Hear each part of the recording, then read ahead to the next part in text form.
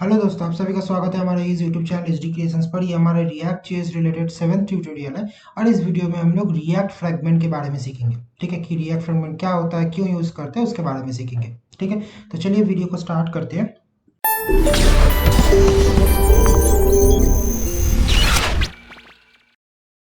देखिए, react fragment basically एक wrapper tag की तरह यूज़ होता है। रैपर टैग की तरह इन द सेंस, चलिए मैं आप लोगों को दिखा देता हूँ कि मैंने बेसिकली यहाँ पे एक डमी रिएक्ट प्रोजेक्ट को क्रिएट करके रखा है, जो है हमारा इंडेक्स फाइल, जहाँ पे सिर्फ हमारे पास फिलहाल एक बेसिक प्रोजेक्ट है, जहाँ पे सिर्फ इंडेक्स फाइल है और वो इंडेक्स फाइल बेसिकली हमारे यहाँ पे रिफ्लेक्ट हो रहा है। ठीक है, कि दिस इज रिएक्ट। ठीक है, सो देख सकते हैं आप लोग कि हम लोग बस यहाँ पे ये चीज़ करके रखे हैं। तीन हमारे पास कंपोनेंट है, जो है हेडर, फूटर एंड बॉडी। जो तीन बेसिकली फंक्शनल कंपोनेंट है। क्या आप लोगों को मैं ऑलरेडी बता चुका हूँ किस तरीके से फंक्शनल कंपोनेंट क्रिएट किया जाता है, तो नॉर्मली वही कंपोनेंट मैंने यहाँ पे क्रिएट करके रखा है। सो मैंने बस कंपोनेंट को क्रिएट करके रखा है, बाकी कोई भी काम नहीं हुआ है। मतलब मैंने इसको कहीं पर इंपोर्ट वगैरह कुछ नहीं करवाया है अभी तक। मेरे प्रोजेक्ट में ये कहीं पर भी यूज़ नहीं है। ठीक है, अभी मैं इनको यूज़ करने वाला हूँ। तो बेसिकली यूज़ करने से पहले मैं थोड़ा सा इनको मॉडिफाई कर लेता हूँ, ताकि मैं जो एक्चुअली दिखाना चाहता हूँ वो आप लोगों को समझ में आए। सो बेसिकली मैं क्या करूँगा, मैं सबके भी अंदर दो दो करके लाइंस लिखूंगा। बेसिकली अगर मैं यहाँ पे लिखता हूँ, लेट्स से कि मैं रिटर्न के तौर पे मैं यहाँ पे एक h1 टैग लिखता हूँ। h1 टैग लिखता हूँ, let's say this is header, this is header. ठीक है, और ऑलरेडी मैंने इस हेडर कंपोनेंट जो है इसको मैंने एक्सपोर्ट कर दिया। तो मैं index.js के अंदर अभी मैं कोई रिटर्न नहीं करूंगा। मैं इस जो कंपोनेंट है इसको मैं खाली कर दूंगा। मैं बेसिकली वो जो कंपोनेंट है उस कंपोनेंट को यहाँ पे इंपोर्ट करवाऊंगा। So header from dot slash header.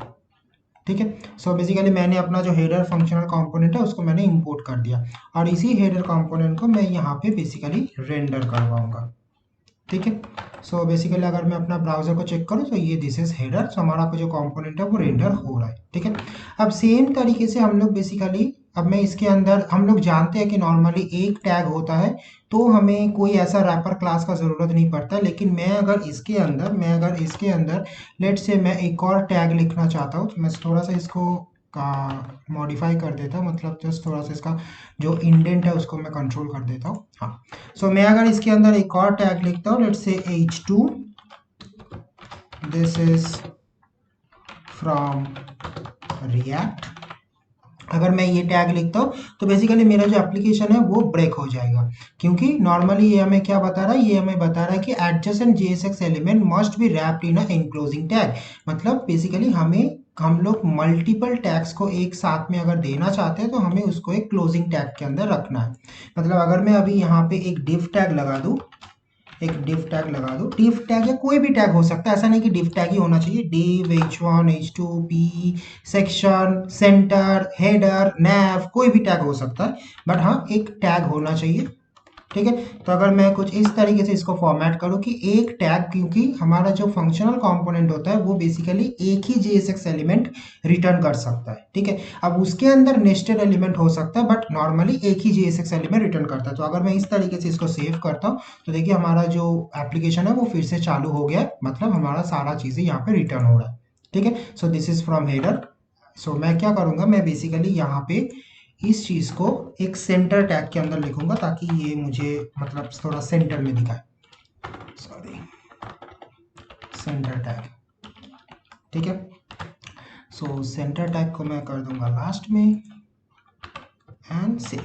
तो ये हो गया हमारा सेंटर टैग। मतलब एक div टैग, ये बेसिकली रैपर के लिए हम लोगों ने यूज़ किया। उसके अंदर एक सेंटर टैग है जिसके दौरान हमारा डेटा जो है, मतलब जो भी एप्लीकेशन का चीज़ है वो सेंटर में आ रहा है। ठीक है, अब यही सेम चीज़ को मैं कॉपी करता हूँ और मैं बॉडी में जाके एंड फूटर में जाके पेस्ट कर दूंगा।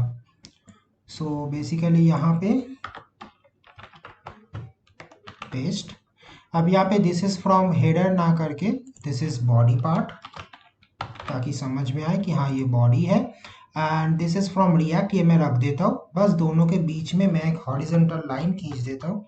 सो एक HR, ठीक है, और नीचे भी एक HR। ठीक है, जस्ट फॉर अंडरस्टैंडिंग पर्पस। ठीक, अभी तक ये यहाँ पे रिफ्लेक्ट नहीं हुआ क्योंकि मैंने बॉडी को अभी तक इंपोर्ट नहीं करवाया, वो मैं बाद में करता हूँ, बॉडी को इंपोर्ट वगैरह वो जो चीज़ है उसको मैं बाद में करता हूँ। सो देन आ जाएगा हमारा फूटर। सो फूटर में भी आ जाएगा हमारा सेम चीज़, तो इसको भी मैं यहाँ से हटा देता हूँ और पेस्ट कर देता हूँ। This is footer. अब फूटर में बेसिकली मैं this is from HT creation, या फिर मैं यहाँ पे जो कॉपीराइट सिंबल होता है वो लगा देता हूँ, that is ampersand copy colon. Okay, तो कॉपीराइट का सिंबल आ जाएगा एचटी क्रिएशंस। ओके, सो ये हो गया हमारा footer tag.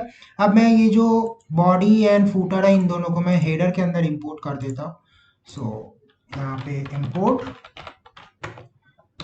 Body from ./body and import footer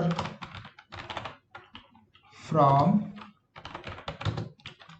./footer। ठीक है, सो बॉडी एंड फूटर हमारे पास आ चुका है। इस बॉडी एंड फूटर को हम लोग ये जो सेंटर टैग है मैं इसमें ना इंपोर्ट करवा के मैं काम करता हूँ, इन दोनों को मैं इंडेक्स में इंपोर्ट करवाता हूँ। सो इंडेक्स में हमारा जो चीज़ है वो कुछ इस तरीके का होगा। मैं काम करता हूँ, मैं यहाँ पे एक और जो टैग है उसको बना लेता हूँ जो बेसिकली होम टैग होगा। सो एक और कंपोनेंट बना देता हूँ, that is home.js। So home.js ultimately हमारा इंपोर्ट होगा index.js में। ठीक है, सो यहाँ पे हमारा जो चीज़ होगा वो तो दिखने में कुछ हद तक ऐसा ही होगा, हेडर के जैसा ही होगा। सो मैं इसी को कॉपी करके यहाँ पे पेस्ट कर देता हूँ। आप लोग ऑलरेडी पता ही किस तरीके से फंक्शनल कंपोनेंट तैयार किया जाता है। एंड देन यहाँ पे जाके मैं इंपोर्ट कर देता हूँ body from ./body and import. मुझे यहाँ पे हेडर फूटर एंड बॉडी तीनों को इंपोर्ट करना है। So header from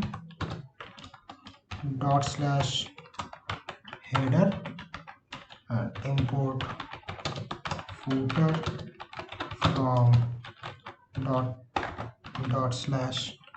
./footer। ठीक है, तो तीनों को मैंने इंपोर्ट करवा दिया। यहाँ पे आ जाएगा बेसिकली होम, यही होम चला जाएगा मेरे एक्सपोर्ट में, और यही होम बेसिकली हमारे index.js के अंदर भी इंपोर्ट होगा। So home home home home. ठीक है, सो हमारा बेसिकली home.js जो है वो home.js बेसिकली हमारा एक्सपोर्ट होगा और home.js अल्टीमेटली रेंडर होगा, और home.js के अंदर ये हेडर बॉडी एंड फूटर जो है वो आता रहेगा। ठीक है, अब हेडर फूटर को बेसिकली हमें home.js में सेटअप करना होगा, मतलब कहाँ पे ये आएगा ये हेडर फूटर एंड बॉडी। सो मैं यहाँ पे बेसिकली जो सेंटर टैग है यहाँ पे मैं लगा देता हूँ कि सबसे पहले आएगा हमारा हेडर,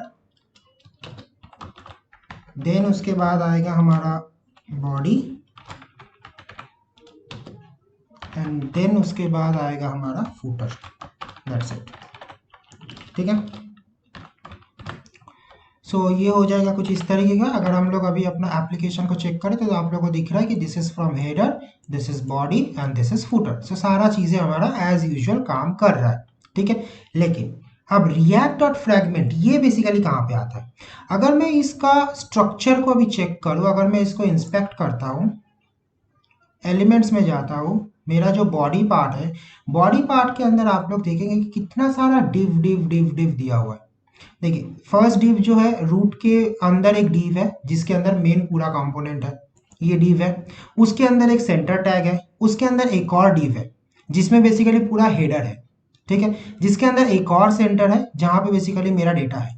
सो बेसिकली ये डिव कहाँ से आया? ये जो ये वाला डिव है, ये डिव बेसिकली हमारे पास आया है क्योंकि हम लोगों ने header.js में एक रैपर एलिमेंट को यूज किया डिव, क्योंकि विदाउट रैपर एलिमेंट इस जो रिएक्ट है वो basically JSX more than one element हमारा सेंड नहीं कर सकता, राइट। इसके लिए बेसिकली मैंने ये रैपर एलिमेंट यूज किया। सेम तरीके से हमारा नीचे की तरफ अगर जब मैं बॉडी पार्ट में जाऊंगा वहां पे भी एक डिव है जहां पे एक सेंटर टैग है, और उसके नीचे फिर से जब मैं जाऊंगा फूटर में, वहां पे भी एक डिव है। सो बेसिकली ये जो डिव्स है, यहाँ पे बहुत सारा div div div div tag basically आ चुका है।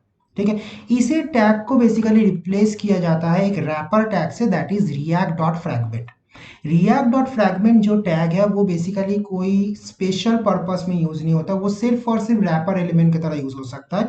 आप उसमें ना तो कोई स्टाइल लगा सकते हैं, ना उसमें कोई क्लास लगा सकते हैं, ना ही कोई आईडी लगा सकते हैं, कुछ नहीं लगा सकते, सिर्फ वो एक रैपर एलिमेंट की तरह यूज होता है।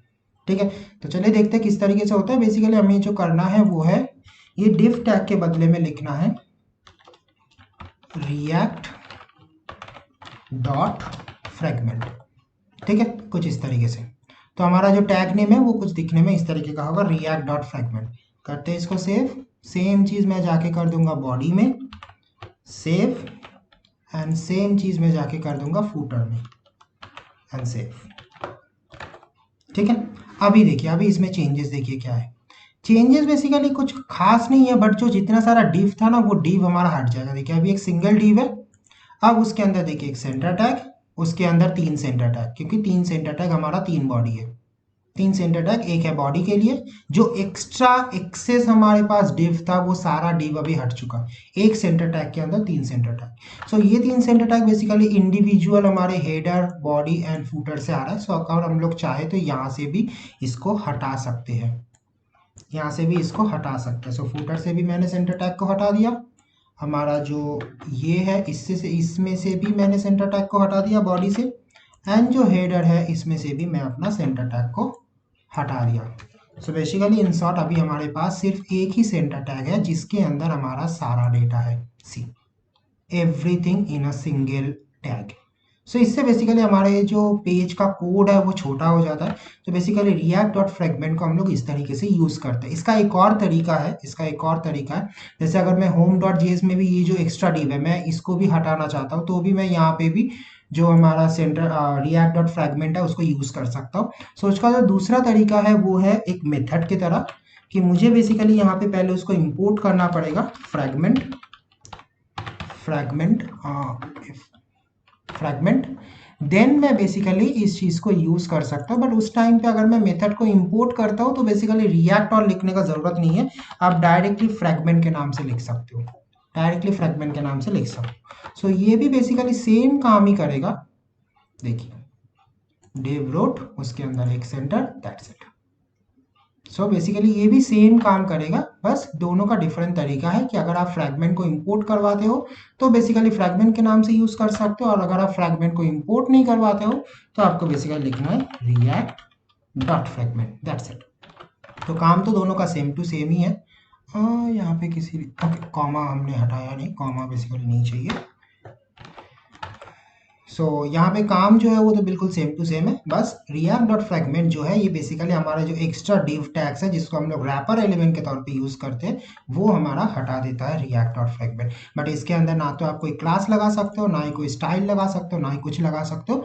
तो अगर आपको कोई ऐसा, आप रैपर एलिमेंट के ऊपर कोई टैग चाहते हैं, कोई स्टाइल चाहते हैं, उसके ऊपर कोई आईडी वगैरह लगाना चाहते हैं तो रिएक्ट डॉट फ्रैगमेंट को यूज मत करना। लेकिन अगर आप सिर्फ और सिर्फ रैपर एलिमेंट के तौर पे कोई एलिमेंट को यूज करना चाहते हो तो बेकार में उसको यूज ना करके हम लोग इसको यूज कर सकते हैं, जिसके चलते हमारा जो कोड है वो छोटा हो जाएगा। ठीक है, तो ये था आज के वीडियो के लिए, मिलते हैं फिर नेक्स्ट वीडियो में। ओके गाइस, चलो। If you guys like the video, then hit the like button and share the video with your friends and colleagues. Remember, all the download links for sample file and practice file is in video description, so don't forget to check this out. Also, if you are newer in this channel, the subscribe our channel and press the bell icon to get future updates.